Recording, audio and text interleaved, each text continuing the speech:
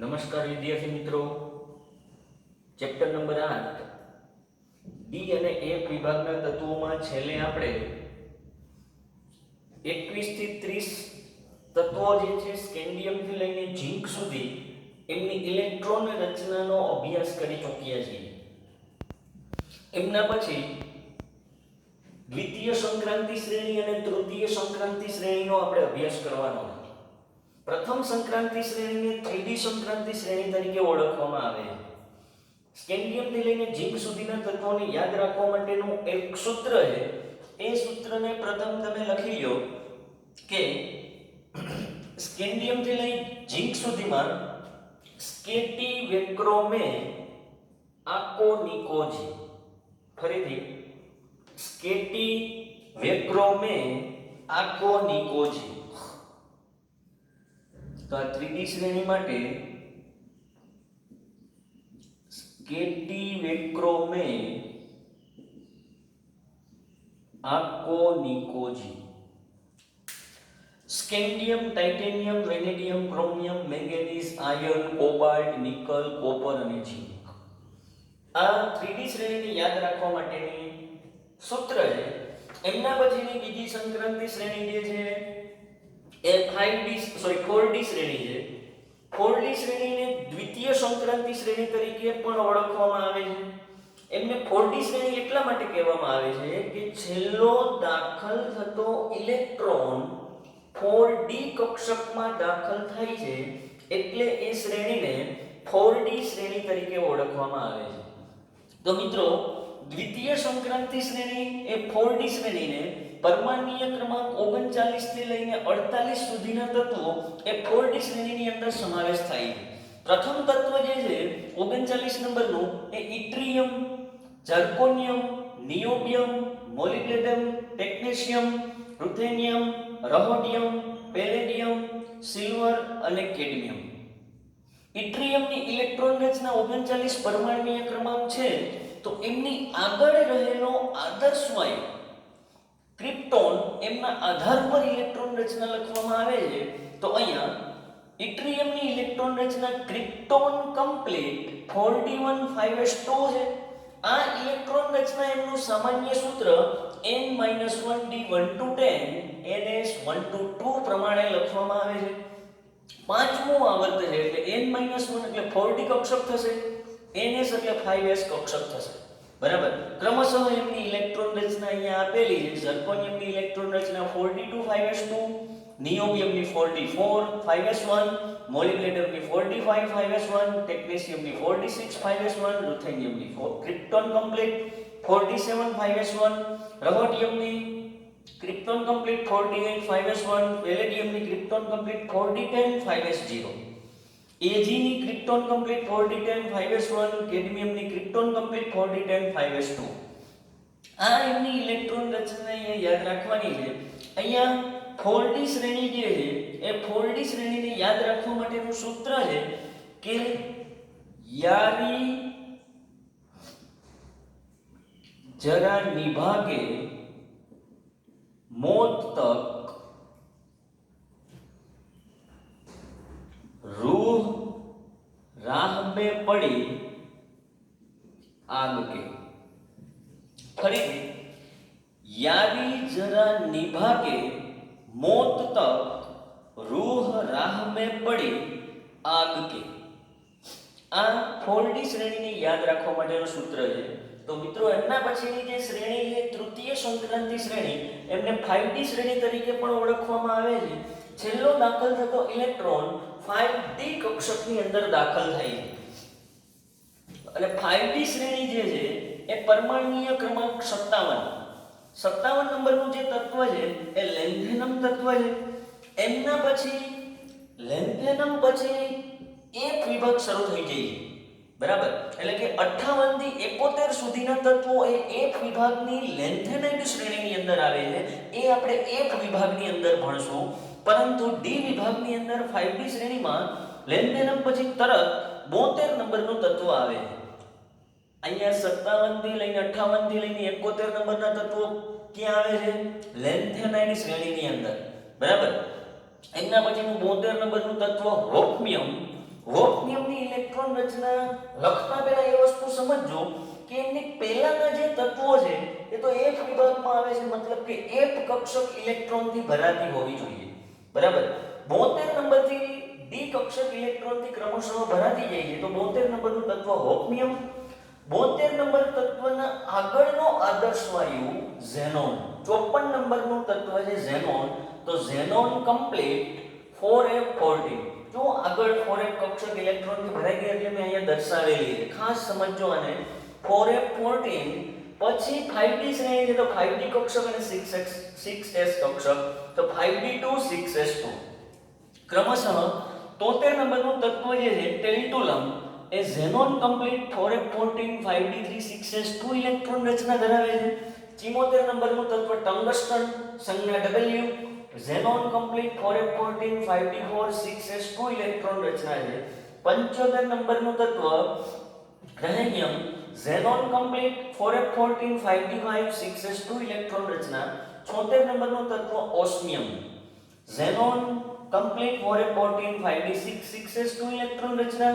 ઇરિડિયમ, xenon complete 4f14 5d7 6s2 electron રચના. Platinum, xenon complete 4f14 5d9 6s1 electron રચના. એમના પછીનું gold Au, xenon complete 4f14 5d10 6s1 electron રચના. 80 નંબરનું તત્વ mercury, xenon complete 4f14 5d10 6s2 એમની electron રચના છે. અને આ જે 5d શ્રેણી છે એ 5d શ્રેણીને યાદ રાખવા માટેની શોર્ટ ટ્રિક છે કે લા હપ્તા વર્ના उधर इधर पिटाई और होगी.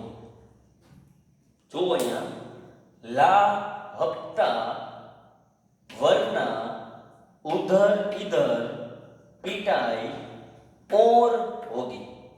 તો આ જે શ્રેણીઓ મેં અહીંયા તમને કીધેલી છે કે 3D 4D અને 5D શ્રેણી, ખાસ એના જે સૂત્રો છે ને સૂત્રોને યાદ રાખી લેશો એટલે હું માનું છું ત્યાં સુધી તમને આ ત્રણે ત્રણ શ્રેણીના તત્વોના નામ અને સંજ્ઞાઓ કમ્પ્લીટ આવડી જશે, બરાબર.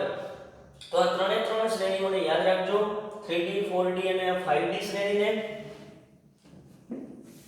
તો મિત્રો આ 3D 4D અને 5D શ્રેણીને ધ્યાનમાં રાખીને આપણે એની ઇલેક્ટ્રોન રચનાને કમ્પ્લીટ જોઈ ગયા.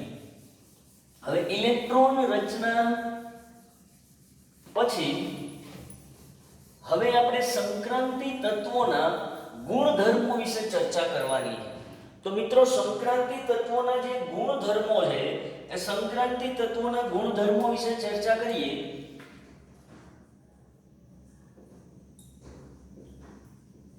સંક્રાંતિ તત્વોના ગુણધર્મો. તો મિત્રો સંક્રાંતિ તત્વોના ગુણધર્મોની અંદર જો આપણે ઘણા બધા ગુણધર્મોની આપણે ચર્ચા કરવાની છે. ગુણધર્મોની ચર્ચા કરતા પહેલા એ સમજી લઈએ કે સંક્રાંતિ તત્વોના કયા ગુણધર્મોનો અભ્યાસ આપણે આ ચેપ્ટરની અંદર કરવાનો છે, બરાબર. તો સંક્રાંતિ તત્વોના ગુણધર્મની અંદર સામાન્ય આવર્ત કોષ્ટકને ધ્યાનમાં રાખીને, બરાબર, સૌપ્રથમ તો પહેલા આપણે એમના બેઝિક ગુણધર્મની ચર્ચા કરશું. ત્યારબાદ એમના ગલન બિંદુઓ, એમના ઉત્કલન બિંદુઓ, એમની પરમાણ્વીયકરણ એન્થાલ્પી છે, એમની પરમાણ્વીય અને આયનીય ત્રિજ્યાઓ છે, એમના આધાર ઉપર પછી આગળ આયનીકરણ એન્થાલ્પીઓ છે. આ બેઝિક સંક્રાંતિ તત્વોના ગુણધર્મની આપણે ચર્ચા કરશું, બરાબર. તો સંક્રાંતિ તત્વોના સૌપ્રથમ બેઝિક એમના ગુણધર્મો કે પહેલા નંબરમાં તો સંક્રાંતિ તત્વો એ બધા જ ધાતુ તત્વો છે. ધાતુ તત્વો હોવાના કારણે એ ધાતુ તત્વોના ગુણધર્મો ધરાવે છે. તો ધાતુ તત્વોના ગુણધર્મો ક્યાં છે એ પણ તમે સારી રીતે જાણો છો કે ઉદાહરણ તરીકે ધાતુ છે તો એ ઊંચું તનન સામર્થ્ય ધરાવે છે, પછાડવાથી રણકાર ઉત્પન્ન થાય છે, વિદ્યુતના સામાન્ય રીતે સુવાહકો હોય છે, ઘન ધાતુ છે તો ઘન અવસ્થાની અંદર હોય છે, બરાબર. એ ધાતુ તત્વોને ખેંચીને તાર બનાવી શકાય છે, બરાબર. ખેંચાણ શક્તિના ગુણધર્મ પણ ધરાવે છે, તણાવ શક્તિના પણ ગુણધર્મો ધરાવે છે. આ જે ગુણધર્મો છે ધાતુ તત્વોના સામાન્ય ગુણધર્મો છે એવા ધાતુ તત્વના સામાન્ય ગુણધર્મ જેવા જ સંક્રાંતિ તત્વો પણ ગુણધર્મો ધરાવે છે, બરાબર. આ એમના સામાન્ય ગુણધર્મો છે. હવે સંક્રાંતિ તત્વો ધાતુ જેવા ગુણધર્મો ધરાવતા હોવાના કારણે આ સંક્રાંતિ તત્વોનો એક બીજો એક ગુણધર્મ પણ સમજવો જરૂરી છે કે ભાઈ ઘન અવસ્થાની અંદર ધાતુઓ છે તો એમની અંદર પરમાણુઓની ગોઠવણી કોઈ ચોક્કસ પ્રમાણમાં થયેલી હોવી જોઈએ. મતલબ કે એના કોઈ ચોક્કસ લેટિસ બંધારણો હોવા જોઈએ. તો લેટિસ બંધારણોની અંદર સૌપ્રથમ આપણે અહીંયા ત્રણ શ્રેણી જાણીએ છીએ. એક 3D શ્રેણી, એક 4D શ્રેણી, એક 5D શ્રેણી, બરાબર. ચાલો 3D શ્રેણીની અંદર 21 થી 30 તત્વોનો સમાવેશ થાય છે. આ 21 થી 30 તત્વોની અંદર એક તો સ્કેન્ડિયમ છે, titanium, vanadium, chromium, manganese, iron, cobalt, nickel, copper અને ઝિંક. 4D જે શ્રેણી છે ઇટ્રિયમ, ઝર્કોનિયમ, નિયોબિયમ, મોલિબ્ડેનમ, ટેક્નેશિયમ, રૂથેનિયમ, રહોડિયમ, પેલેડિયમ, એજી અને કેડમિયમ. આ છે 4D સંક્રાંતિ શ્રેણી છે. એમના પછીની 5D સંક્રાંતિ શ્રેણી અહીંયા લેન્થેનમ, એમના પછીનું ઓફમિયમ, એમના પછીનું ટેલ્ટુલમ, ટંગસ્ટન, રહેનિયમ, ઓસ્મિયમ, ઇરિડિયમ, પ્લેટિનિયમ, ગોલ્ડ અને મર્ક્યુરી. તો આ જે શ્રેણીઓ છે આ શ્રેણીઓના આધાર ઉપર આ બધા તત્વોની અલગ અલગ લેટિસ ગોઠવણી હોય છે. મતલબ કે પરમાણુઓની અલગ અલગ ગોઠવણી હોય છે. આ જે પરમાણુઓની ગોઠવણી અલગ અલગ પ્રકારે થાય છે એ તમે વધારે ડીપમાં પ્રથમ પહેલા ચેપ્ટરની અંદર ઘન અવસ્થાની અંદર જોશો. લેટિસ બંધારણો એ અલગ અલગ પ્રકારની ગોઠવણીઓ ધરાવતા હોય છે. ઉદાહરણ તરીકે સાદો સમઘન હોય, અંતઃ કેન્દ્રિત સમઘન હોય, બરાબર. કેવી રીતના ગોઠવણી છે એ સમજતા જશો, બરાબર. તો અહીંયા સૌપ્રથમ સ્કેન્ડિયમ તત્વ છે એ સ્કેન્ડિયમ તત્વની ગોઠવણી HCP પ્રકારની હોય. તો પહેલા અહીંયા એ સમજી લઈએ કે અહીં HCP એટલે શું. તો HCP નો મતલબ હેક્સાગોનલ ક્લોઝ પેકિંગ. હેક્સાગોનલ ક્લોઝ પેકિંગ રચના એનું પૂરું નામ છે. ઇટ્રિયમની ગોઠવણી પણ HCP પ્રકારની, લેન્થેનમની ગોઠવણી પણ HCP પ્રકારની, અહીંયા ટાઇટેનિયમની ગોઠવણી HCP પ્રકારની, ઝર્કોનિયમ HCP અને ઓફમિયમ પણ HCP પ્રકારની અહીંયા ગોઠવણીઓ ધરાવે છે, બરાબર.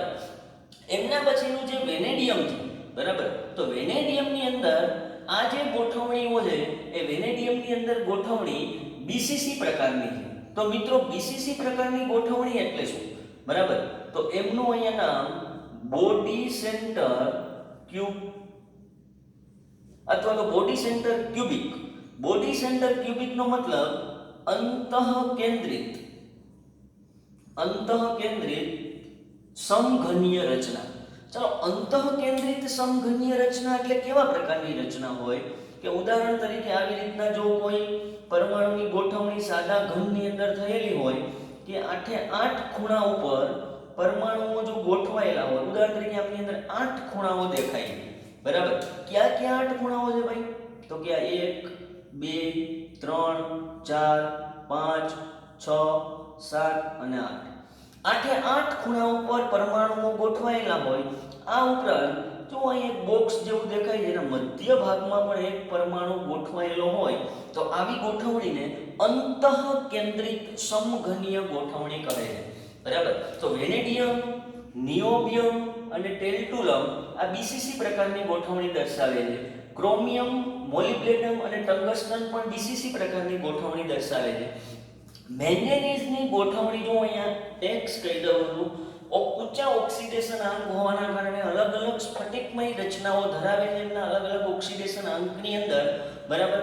એમના પછીનું જે ટેક્નેશિયમ અને રહેનિયમ જે છે, બરાબર. એ ટેક્નેશિયમ, રહેનિયમ એ કયા પ્રકારનું સ્ફટિકમય બંધારણ ધરાવે છે એ આપણે સમજવાનું છે, બરાબર.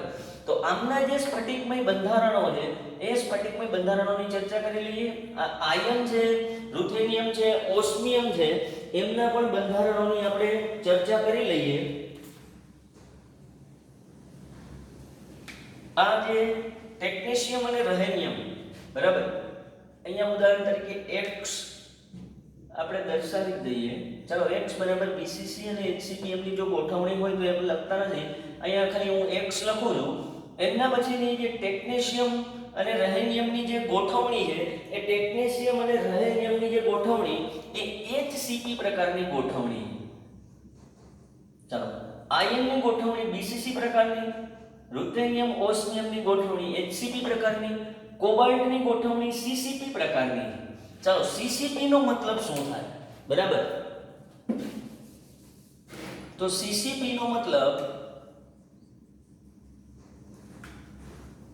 Cubic close packing. ભાઈ, ક્યુબિક ક્લોઝ પેકિંગ એટલે સમઘનીય. ક્યુબિક મતલબ સમઘનીય, જો, બરાબર. તો સમઘનીય સમૃદ્ધ સંકુલન, આવું એમનું ગુજરાતી થાય. પણ CCP નો મતલબ ક્યુબિક ક્લોઝ પેકિંગ જે રચના છે એ ક્યુબિક ક્લોઝ પેકિંગ ની એમની ગોઠવણી. આ બધી ગોઠવણીઓ તમે ચેપ્ટર નંબર 1 ની અંદર જોવાના છો. આમની ગોઠવણી પણ CCP પ્રકારની, નિકલની ગોઠવણી CCP, પેલેડિયમ પ્લેટિનિયમ પણ CCP પ્રકાર, કોપર પણ CCP પ્રકાર, Ag અને Au પણ CCP પ્રકારની ગોઠવણી ધરાવે છે. ઝિંક, કેડમિયમ અને મર્ક્યુરી, જો અહીં અપવાદ છે, ઝિંક, કેડમિયમ, મર્ક્યુરી અને મેંગેનીઝ. આ ચાર જે તત્વો છે એની ચારેયની જે પરમાણુઓની ગોઠવણી છે એ અપવાદરૂપ છે અહીંયા, બરાબર. તો સંક્રાંતિ તત્વોની અંદર 3D 4D અને 5D શ્રેણીને ધ્યાનમાં રાખીને આ સમૃદ્ધ સંકુલનના આધાર ઉપર અથવા તો ક્યુબિક ક્લોઝ પેકિંગના આધાર ઉપર આ એમની ગોઠવણીઓ છે કે આવા પ્રકારની પરમાણુઓની ગોઠવણી એ આ તત્વો ધરાવે છે, બરાબર. આ યાદ રાખવું એટલા માટે જરૂરી છે. આગળનો એક ટોપિક છે અને એ પણ તમે ધોરણ 10 ની અંદર શીખી ગયા છો કે મિશ્ર ધાતુ બનાવવા માટેના અમુક ગુણધર્મો એ સંક્રાંતિ તત્વો ધરાવે છે. તો એ મિશ્ર ધાતુ બનવા માટેની એક કન્ડિશન છે કે જો કોઈ બે તત્વો મિશ્ર ધાતુ બનાવતા હોય તો એ બંનેના રાસાયણિક ગુણધર્મો અને બંનેના લેટિસ બંધારણો એ સમાન હોવા જોઈએ. તો ત્યારે તમને આ વસ્તુ કામ આવશે. ઉદાહરણ તરીકે ભાઈ કોઈ આયન છે એ કોપર સાથે ઉદાહરણ તરીકે મિશ્ર ધાતુ બનાવતું હોય, અથવા તો આયન જે છે, બરાબર, એ ક્રોમિયમ સાથે મિશ્ર ધાતુ બનાવતું હોય તો બંનેના લેટિસ બંધારણોની તમે સરખામણીઓ કરી શકો છો. ક્રોમિયમ અહીંયા વેનેડિયમ સાથે મિશ્ર ધાતુ બનાવતું હોય તો એમની પણ સરખામણી કરી શકો છો. તો આ મિશ્ર ધાતુ બનવા માટેનો જે ટોપિક છે આપણે આગળ જોશું, બરાબર. એટલા માટે આ પોઈન્ટને ખાસ યાદ રાખવો આમ જરૂરી છે, બરાબર. આ ટોપિકને ધ્યાનમાં રાખીને માત્ર 1 માર્કના પ્રશ્નો પૂછાઈ શકે, બરાબર. એટલે આ સ્કેન્ડિયમ થી લઈ ઝિંક સુધી, ઇથ્રિયમ થી કેડમિયમ સુધી, લેન્થેનમ થી મર્ક્યુરી સુધીના તત્વોનું આ સમૃદ્ધ સંતુલન લેટિસ બંધારણ કઈ રીતના થાય એ સમજવાનું, બરાબર.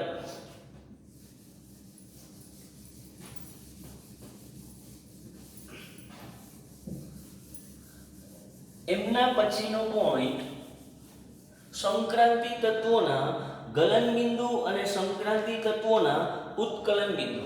તો સંક્રાંતિ તત્વોના જે ગલન બિંદુઓ છે, સંક્રાંતિ તત્વોના ગલન બિંદુ અને એમના ઉત્કલન બિંદુ. ચાલો, સંક્રાંતિ તત્વોના ગલન બિંદુ અને ઉત્કલન બિંદુની ચર્ચા કરતા પહેલા ખાલી યાદ રાખી લઈએ કે ઉદાહરણ તરીકે ઝિંક, કેડમિયમ અને મર્ક્યુરી, આ ત્રણ તત્વોને બાદ કરતા, મતલબ કે અપવાદ, આ ત્રણ તત્વોને બાદ કરતા બાકીના જે સંક્રાંતિ તત્વો છે એ અત્યંત કઠણ અને મજબૂત છે. આ ત્રણ તત્વો એ અત્યંત કઠણ નથી, મતલબ કે ઝિંક, કેડમિયમ અને મર્ક્યુરી એ નીચા ઉત્કલન બિંદુઓ ધરાવે છે, જ્યારે આ સિવાયના તત્વો છે એ ઊંચા ઉત્કલન બિંદુઓ ધરાવતી ધાતુઓ છે, બરાબર. તો સંક્રાંતિ તત્વોના ગલન બિંદુઓ અને ઉત્કલન બિંદુઓ કેવી રીતના નક્કી કરવામાં આવે છે, અથવા તો ડાબી બાજુથી જમણી બાજુ તરફ જઈએ તો એમના ગલન બિંદુઓ અને ઉત્કલન બિંદુઓ કેવી રીતના વધે છે એમના માટેનો એક ગ્રાફ જોઈએ. કે ઉદાહરણ તરીકે ચાલો આ બાજુ આપણે ઉત્કલન બિંદુ લખીએ છીએ અને આ બાજુએ આપણે એમનો પરમાણ્વીય ક્રમાંક લખીએ છીએ. ચાલો ડાબી બાજુથી જમણી બાજુ તરફ જતા એટલે કે સ્કેન્ડિયમથી ઝિંક બાજુ તરફ જતા એમના ઉત્કલન બિંદુમાં કેવી રીતના ફેરફાર થાય તો એની અંદર થતા ફેરફાર એ આપણે અહીંયા ગ્રાફની મદદથી સમજવાના છે. જો અહીંયા ઉદાહરણ તરીકે titanium, vanadium, chromium, manganese, iron, cobalt, nickel અને કોપર. બરાબર. તો આ જે તત્વો છે એ તત્વોના ઉત્કલન બિંદુ આવી રીતના સમજી શકાય કે ડાબી બાજુથી તમે જમણી બાજુ તરફ જાઓ છો એમ પરમાણ્વીય ક્રમાંક વધે. પરમાણ્વીય ક્રમાંકના વધારા સાથે ઉત્કલન બિંદુ ટાઇટેનિયમથી ક્રોમિયમ સુધી વધે. પછી મેંગેનીઝના ઉત્કલન બિંદુમાં ઘટાડો થાય છે. ફરીથી આયર્નમાં ઉત્કલન બિંદુ વધે છે અને ફરીથી ક્રમશઃ કોપર સુધી એટલે કે ઝિંક સુધી પણ એનું ઉત્કલન બિંદુ ઘટે છે. બરાબર. આ ગલન બિંદુ અને ઉત્કલન બિંદુઓના વધારા અને ઘટાડાનો આધાર પ્રાપ્ય ડી કક્ષકોમાં રહેલા ઇલેક્ટ્રોન પર છે. બરાબર. અહીંયા મેંગેનીઝ એક અપવાદ રૂપ છે કે મેંગેનીઝની અંદર વધારેમાં વધારે અયુગ્મિત ઇલેક્ટ્રોન હોવાના કારણે મેંગેનીઝનું ઉત્કલન બિંદુ વધારે હોવું જોઈએ, પણ મેગ્નેશિયમ અહીંયા અપવાદરૂપ છે. બરાબર. જેમ જેમ અયુગ્મિત ઇલેક્ટ્રોનની સંખ્યા વધારે હોય તેમ તેમ આંતર પરમાણ્વીય આકર્ષણ બળના કારણે બંધ બનવાની પ્રબળતા વધારે હોય. એમના કારણે એમના ઉત્કલન બિંદુ ઊંચા હોય છે, પણ અહીંયા મેંગેનીઝ અપવાદરૂપ છે, એમનું ઉત્કલન બિંદુ અહીંયા નીચું છે. બરાબર. આ જે શ્રેણી છે એ 3D શ્રેણી છે. એમના પછીની 4D શ્રેણી. તો 4D શ્રેણીની અંદર પણ આપણે જોઈએ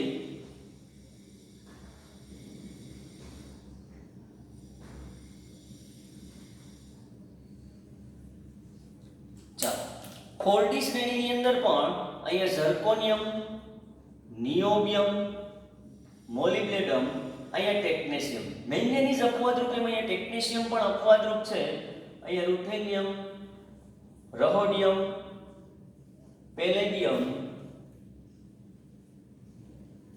એમના પછીનું અહીંયા એજી છે. બરાબર. હવે જુઓ અહીંયા કે આની અંદર પણ આવી જ રીતના ઉત્કલન બિંદુઓનો વધારો અને ઘટાડો અહીંયા જોવા મળે છે. આ 4D શ્રેણી, એમના પછીની 5D શ્રેણી છે. 5D શ્રેણીને પણ સમજીએ.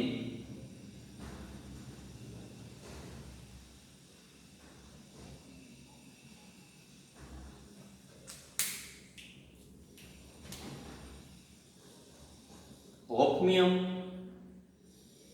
ટેલ્ટુલમ, ટંગસ્ટન, રહેનિયમ, ઓસ્મિયમ, ઇરિડિયમ, પ્લેટિનિયમ. બરાબર.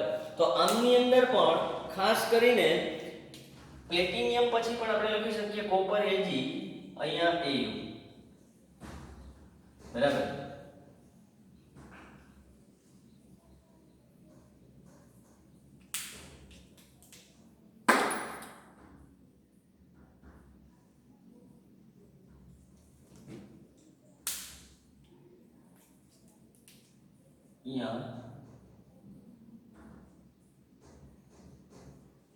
પેલેડિયમ,